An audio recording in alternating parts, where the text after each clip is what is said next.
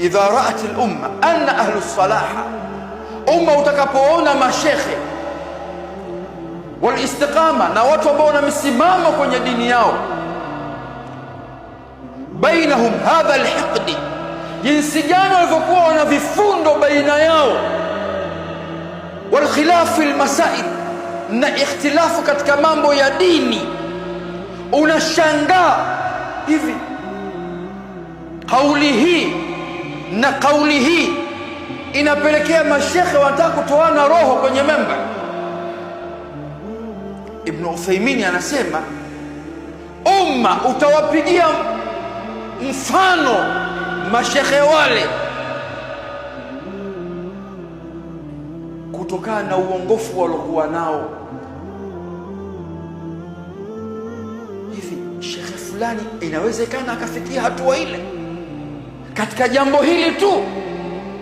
Hivi huyu shekhe si mitaa miwili anakaa nyuma yule shekhe, alishindwa nini kutoka kwenda kumpa nasaha ndugu yake Muislamu mpaka atoke aende kwenye vyombo vya habari?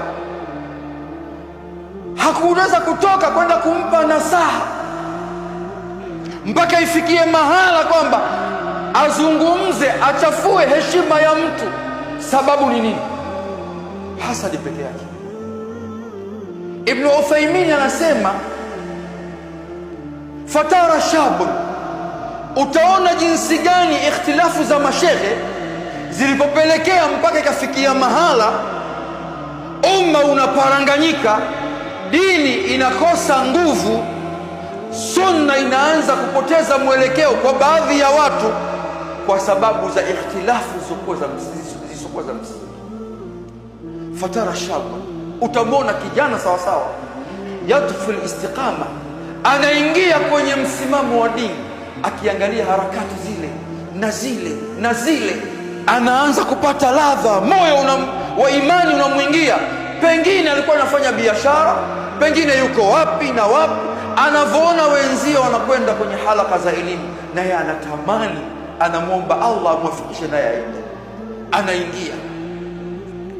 Anasema fatara shabun yadkhul istiqama ala anna dini khairun wal huda wa inshirahi sadri wa qalbu almutma'in, moyo unafunguka, kifua kinakuwa kina raha, anaingia kwenye dini, katika harakati za dini 100%. Akishaingia ndani sasa, fayara, anaona zile ikhtilafu ambazo zilizokuwa nazo, matatizo yaliyokuwa mule ndani,